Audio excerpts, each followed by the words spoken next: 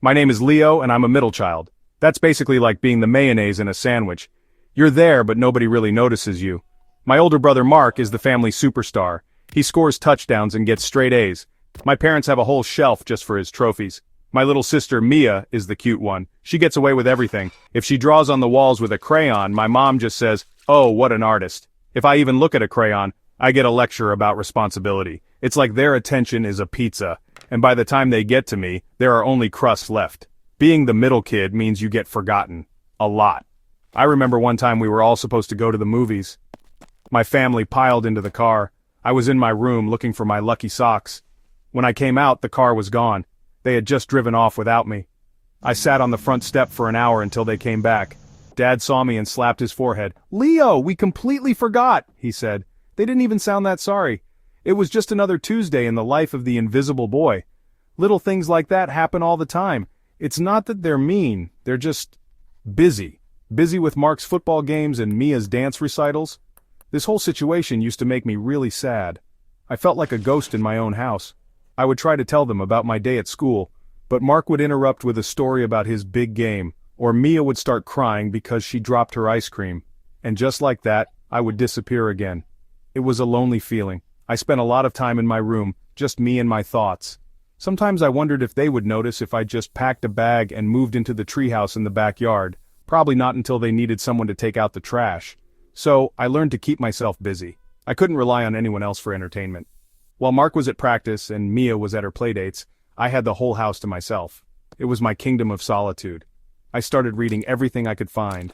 I built entire cities out of Legos. I even taught myself how to juggle. I figured if I couldn't get their attention by being me, maybe I could get it by doing something amazing. I dreamed of a day when they would all look at me and say, "Wow, Leo, you're incredible. I just didn't know what that amazing thing would be yet." One rainy Saturday, I was stuck inside. I was bored. Super bored. I had already read all my comics twice. I was poking around my dad's home office, which is usually off limits. He had left his computer on, and on the screen were all these crazy charts with green and red lines going up and down. It looked like a super complicated video game. It was the stock market. I had no idea what it was, but I was hooked. It was like a secret code, and I wanted to crack it. So I started reading. I read articles online, I watched videos, I learned what bulls and bears were, and it had nothing to do with the zoo. This became my secret hobby. Nobody knew about it. It was mine. While my family was watching TV, I would be in my room with my laptop, studying charts. It was better than any video game because it was real. Every line told a story about a company. It was like being a detective. I started with a pretend account, using fake money. I made my first trade on a company that made video games. I figured, I like video games, so maybe other people do too. A few days later, my fake money had grown. I felt like a genius. I had found my thing. As I got older, my interest only grew. In high school, while other kids were worried about prom dates, I was worried about quarterly earnings reports. I saved up all my allowance and birthday money. It wasn't much, but it was a start. I opened a real trading account the day I turned 18. My first real investment was nerve-wracking. I put $100 into a tech company I had been following for months. I checked my phone every 5 minutes. It was more stressful than any test I had ever taken at school, but it was also the most exciting thing I had ever done. My parents didn't really get it. When I tried to explain it to my dad, his eyes glazed over. "That's nice, son," he said, before asking Mark about his college applications. They just saw me staring at my computer all the time. They probably thought I was just playing games or something. I didn't mind though. It was my secret world, and I was the king. I was learning to be independent. I didn't need their approval to feel smart or successful. I was building something for myself, one trade at a time. It felt good. It felt like I was finally in control of something. After high school, I went to college to study finance. It was a no-brainer. For the first time, I was in a place where people spoke my language. We talked about market trends and investment strategies. It was awesome. I wasn't the weird kid in the corner anymore. I was the guy who actually understood what the professor was talking about. I continued to trade with my own money. I had some wins and some losses. A big loss taught me a lesson about getting too greedy. It was a tough pill to swallow, but it made me a smarter trader. You don't learn much when everything goes right. After college, I got a job as a junior trader at a small firm. It was intense. The trading floor was loud and chaotic. People were shouting, phones were ringing, and screens were flashing red and green. It was like my dad's computer screen had come to life. But I loved it. All those years of being alone in my room had prepared me for this. I was used to focusing. I could block out all the noise and just see the numbers. I was good at spotting patterns that other people missed. My quiet, observant nature, the thing that made me invisible at home, was my superpower here. My big break came a few years later. I noticed a small technology company that everyone else was ignoring. It reminded me of me, actually. Overlooked. But I did my research. I spent weeks digging into their financials. I read every report. I believed in what they were doing. I convinced my boss to let me make a significant investment. He was hesitant. It was a big risk. For a few weeks it looked like I had made a huge mistake.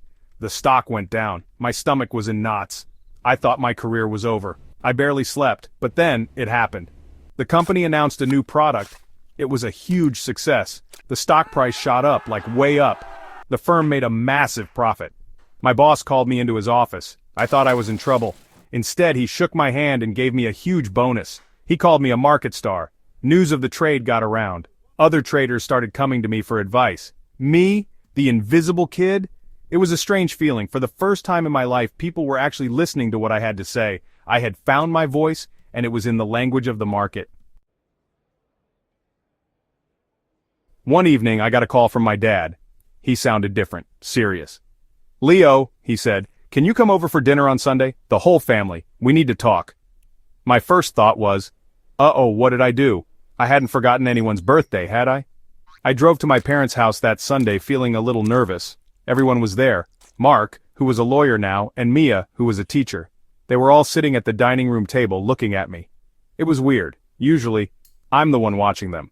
The table was set with the good china. This was definitely not a normal Sunday dinner. My dad cleared his throat. He was holding a financial magazine, and on the cover was me. There was a big picture of me and a headline that read, "Leo Carter, the market's quiet genius." I had no idea it was coming out. My dad looked at me and his eyes were kind of watery. "Leo," he said, "we saw this. We had no idea." Mark was just staring at the magazine. "Is this for real?" he asked. "You're that guy?"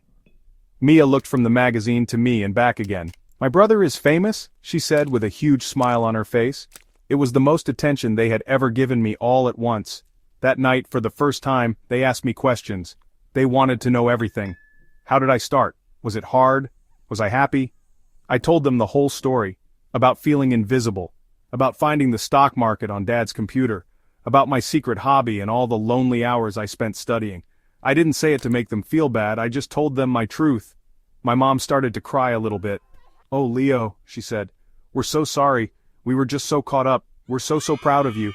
It was all I had ever wanted to hear. From that day on, things changed. They called me more. They asked for my opinion on things. Not just about money, but about everything. Mark even asked me for investment advice for his own family. Mia's students thought it was the coolest thing ever that their teacher's brother was in a magazine. I wasn't the invisible middle child anymore. I was Leo, their son, their brother, the stock market star. And it turned out, being seen by my family was the best return on investment I could have ever asked for. It was better than any stock going up. It was priceless.